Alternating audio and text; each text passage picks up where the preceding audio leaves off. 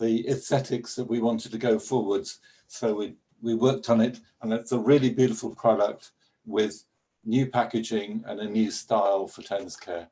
And we're really quite proud of what we've achieved. But why did we do it? And the history is that we started selling a product called Curex. And we started that in 2016. And we sold a lot of products at a nice price for a year or so. And then we had problems getting supplies from Curex. And we started taking from another company called HNC, who are making a very similar product. Why were they doing so well? And it's really, if you look here, there's a real need for it. Medications are pretty expensive and take a long time to work. And the alternative laser treatment was also very expensive. It's office-based with big mains equipment, which is very expensive. So there's no easy way to treat yourself. And it's a very common problem. So there's a lot of demand for this sort of product. And as a result, we were selling the products, we were getting great reviews.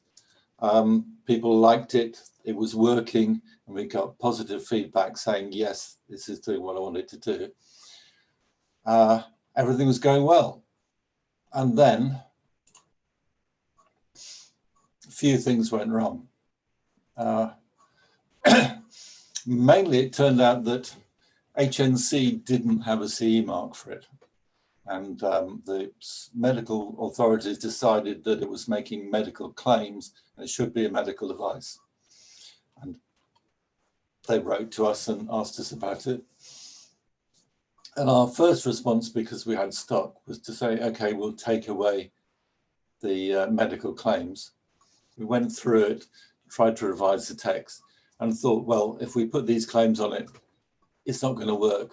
You know, we're selling it as a medical device. If we take off the claims, we probably won't get many sales, but what else can we do? We took the claims away and the sales went on at the same rate. People were still buying them because actually they knew what it was we were offering. And it was still successful.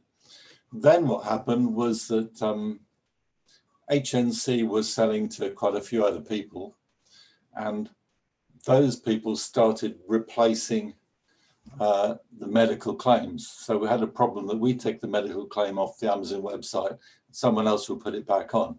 We were getting a bit confused in the market, and we thought, well, let's make our own, make it better, more attractive, and more practical. So that's what we decided to do.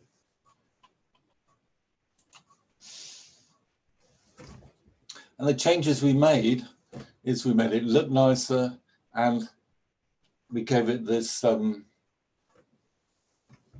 multiple hinging mechanism here, which means it fits much wider range of sizes of fingers and toes.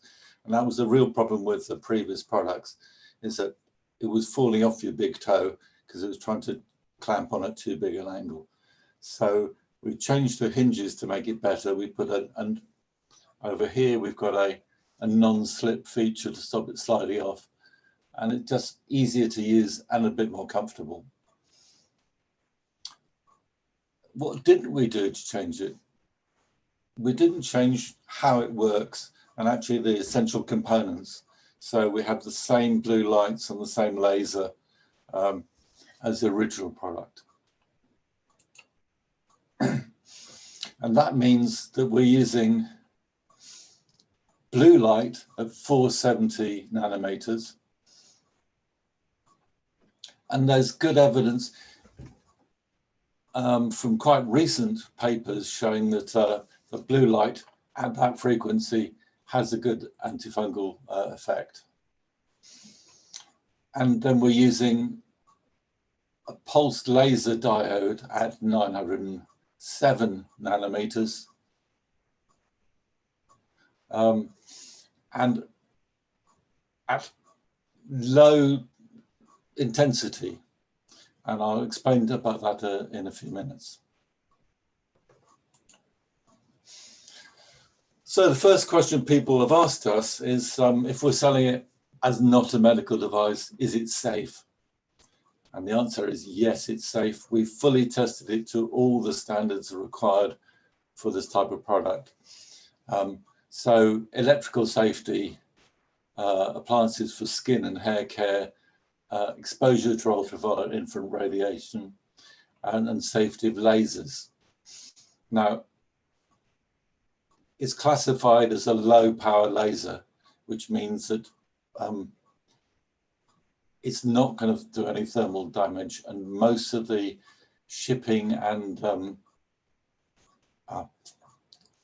customs regulations that apply to lasers don't apply to these products. So if you look at the FDA guidance on exemption of low power lasers in conformance with the standards, you can see what we're complying with. And it's also EMC tested to all the consumer standards as well. And these are the certificates we've got.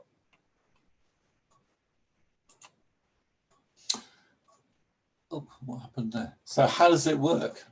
And there are lots of different mechanisms you can use with light to control infection. And the original YAG lasers just produced heat, and to heat the nail bed to kill the fungal spores. The problem with this is that you had to get to temperatures very close to temperatures that were killing your tissue, and it could be painful and it could produce burns. So you needed a medical professional, you needed a big mains operated expensive device, and it wasn't very nice, and only moderately effective. So then people looked at that a bit more and said, well, we can use a lower power laser at different frequencies. And the frequencies here they use at 870 and 930, which can selectively target fungal cells, do something that's photobiologic with a minimal heat production. Okay, so these were frequency specific lasers, but again, they're very expensive. They're office-based, £20,000 machines. You have to go in and have a treatment, and you had to have quite a few treatments. So although it was FDA approved and it's commercially quite successful because of the demand, it's not really answering the need. So Nailit works in a third way, and it combines low-level laser therapy and visible blue light in one device. The energy penetrates through the nail, targeting fungal spores underneath, and the combination of the two has an additional effect. This stage, I've got to say I'm an engineer, not a biochemist, and I don't really understand some of these words, but there's an explanation here that's telling you how it can work and what sort of effects it will have. And if you look here, it's talking about the wavelength that we're using, provided in close contact with the skin.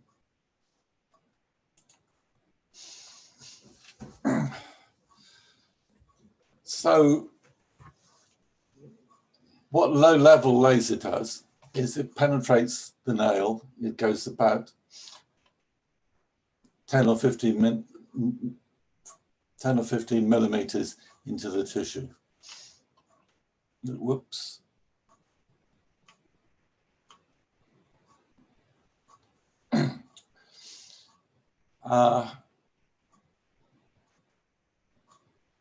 And it affects the cell mechanisms, molecular mechanisms.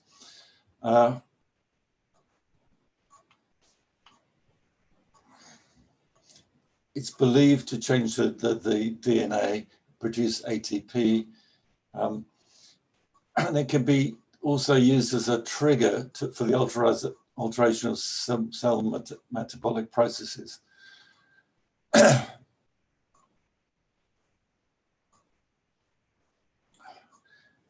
in addition, just to radiating the skin, can it change the circulatory flow, increase drainage, and improve the metabolic function of damaged and infected cells in the treated area.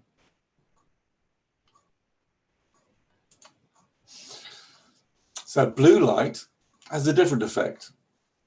It may destroy infections associated with a nail fungus, and microorganisms such as bacteria, molds, yeast, and funguses can be destroyed or inactivated using blue light.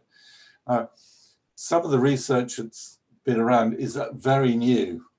Theories have been coming and going, but this data here is from an August 2020 paper looking at a fungal infection and the effect of different frequencies.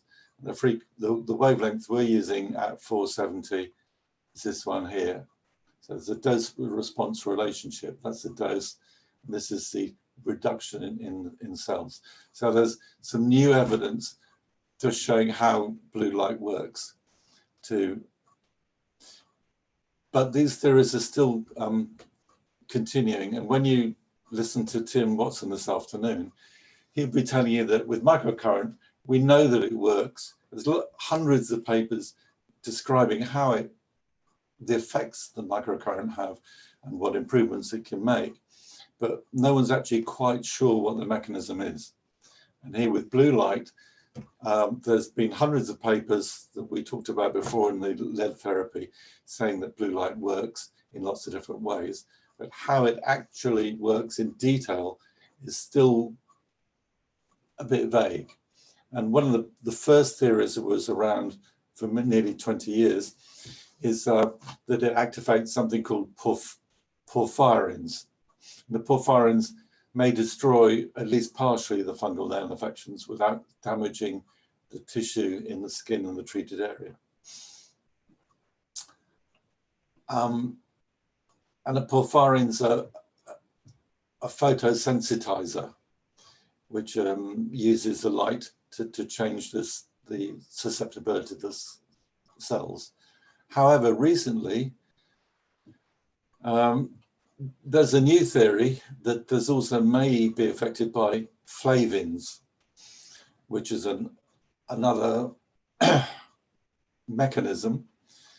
And here we are, bacterial lysates, no idea what that means, chromophores, but what we do know is that they can generate reactive oxygen species, and some researchers quite recently showed that you can have a considerable reduction in fungal microorganism counts at 460, which is very close to the wavelength that we're using. So, summary, there's lots of theories. We know that blue light works in lots of different ways to sterilize and heal, but we're not quite sure how it's working in this effect.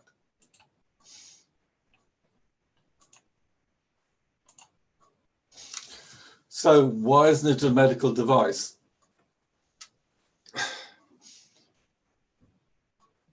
And that answer comes in two parts, really. The first part is that a medical device means anything that the manufacturer intends to be used for a medical purpose. And if we specify in the user manual, in the sales, that it doesn't do that, it's not targeting actual medical conditions, then it's not a medical device. And we can see that that's a limitation. We're sure we would sell more if it did say medical device. People would be more convinced. We'd be able to make a more complete description and claims of what it will do. But our problem now is that all the time the medical device regulations are tightening, the requirements are getting really tough. And next year with the medical device regulation in Europe, the requirement for clinical evidence is going to be really tight. You can no longer use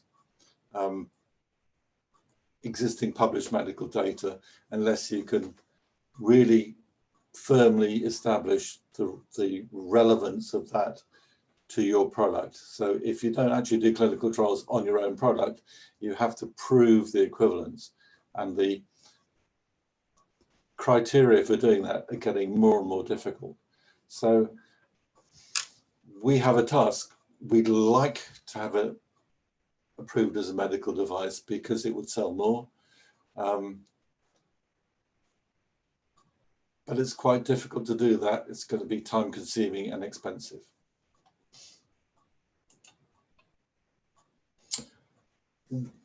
Why should we continue to sell it?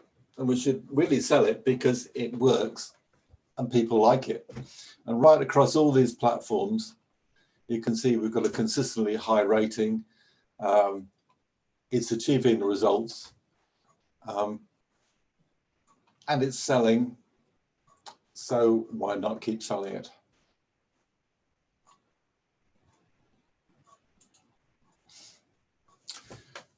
And finally, what can we do in the future? There's no cheap, easy solution. This is just an indication of the sorts of processes we now have to go through before we can claim it's a medical device. If you look at the way the treatment works, you know, where you have to do a 3-month treatment before you can get substantial results, you're looking at quite a long-term clinical trials before we can get sufficient data and statistically relevant data to submit under the new medical device regulations. So it looks like it would take us at least a year, and it's going to be quite difficult and expensive to do.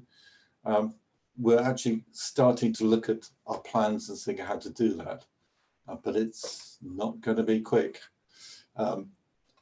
Medical devices have been treated more like drugs than they used to be, and we're having to jump over the same barriers, you know, past the same requirements. So we have a growing quality and regulatory affairs department. We're learning, gaining experience, and we're hoping to be able to do something a little bit more in the future to make this an even more exciting product than it already is. Okay, thanks. If you've got any questions, we can switch back now. Thank you very much, Andre. Okay. Let me bring everyone back to the room.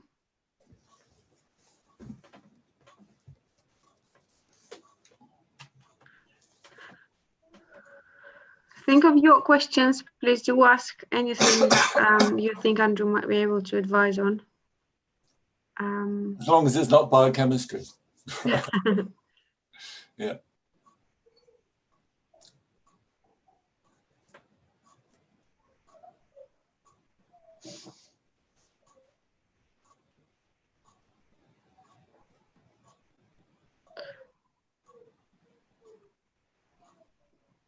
Yeah, everyone is now back. Okay. Any questions from our guests? How long this treatment should be last? If it is 7 minutes per day, how many days or weeks or years? Oh, it's 3 months. Yeah. Okay, thanks. Yeah. I can share my experience, Christine. Yeah, I have actually used that device, and for me, on the first month, I saw results, and in 3 months, actually, I completely disappeared the nail fungus. It is quite effective. Something that we have noticed, and as a particular experience, is actually that the nail gets a bit thicker and stronger, because I think it's because it's more healthy. Yeah. And there are people that are actually asking if it's something that in the future can help us as well to make the nails thicker for people that have very like paper nails, it's called. We don't have evidence about that, but now with my experience, it's something that we could probably explore. Yeah, a new discovery. I was thinking Henry has experience of this product. Maybe he can share us how is that going for him. Sorry, Henry, for putting you on the spot. We don't see an or hear Henry, unfortunately. He's muted and no camera on, but I hope he heard as well the presentation. There's more.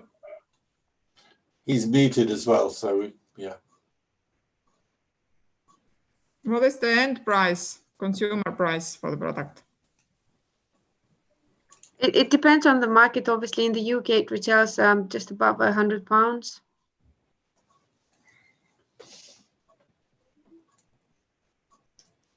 If you're interested, is that for yourself? You interested in, Christine, or Myself as well, yeah. well, if you say, I'm sure Connor is here. Connor, are you here? Yeah, Connor will follow up on this meeting, on this presentation. He'll send you a PowerPoint or PDF file that explains all the features that Andrew detailed in his presentation, and then he will send you the pricing as well. I keep one on my desk too. Oh, yeah.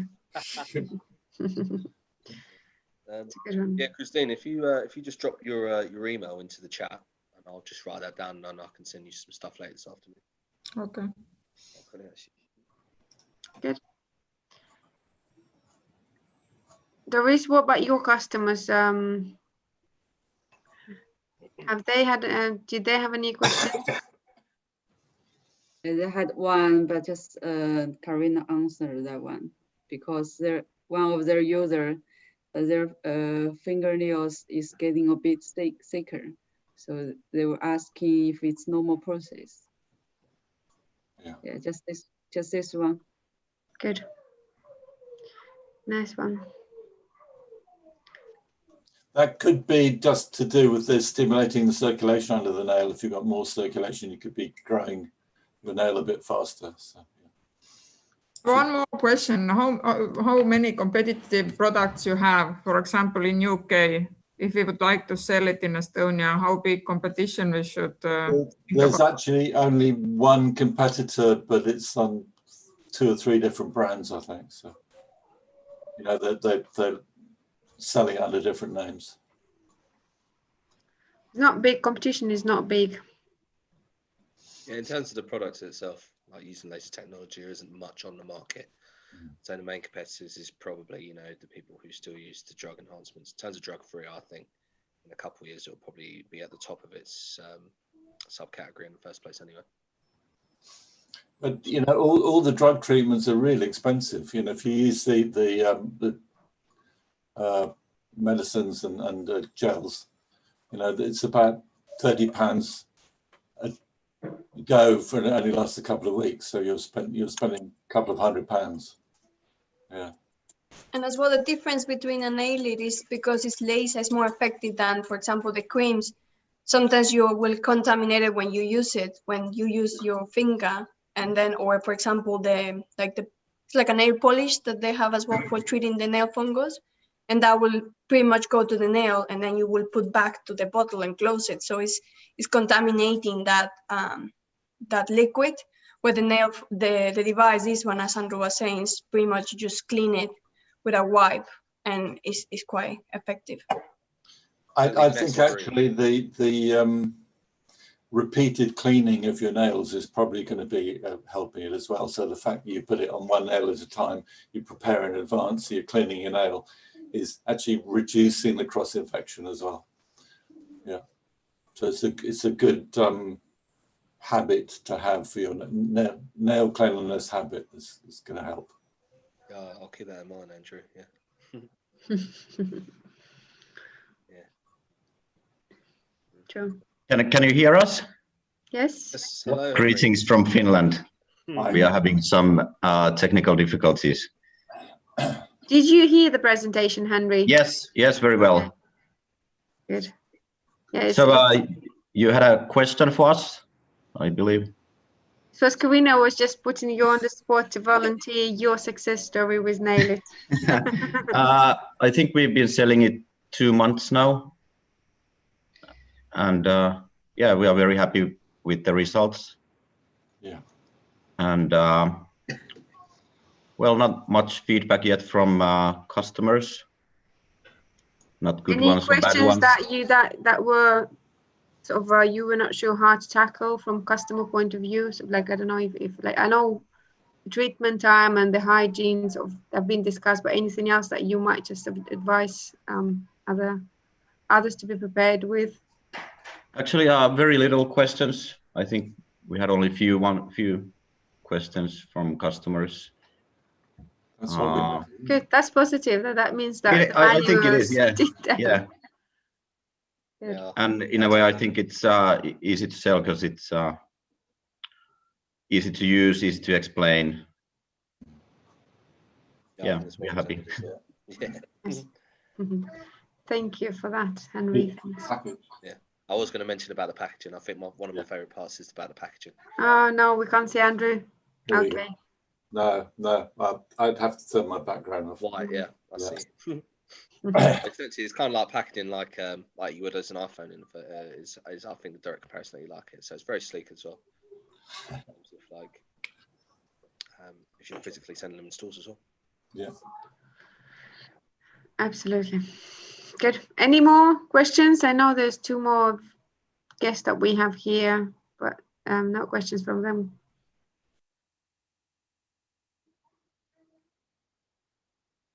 No? No. But there might be some questions later on, Andrew, so we will send them to you once we get anything. Thank you very much again for presenting today. And there'll be more presentations to come later. Please join us, and I'm sure you'll find them interesting as well. Good. Thank you very much. Thanks, and I'll see you soon. Bye. Thank you, Andrew. Bye. Thanks, Andrew. Cheers, Andrew. See everybody else later. Bye.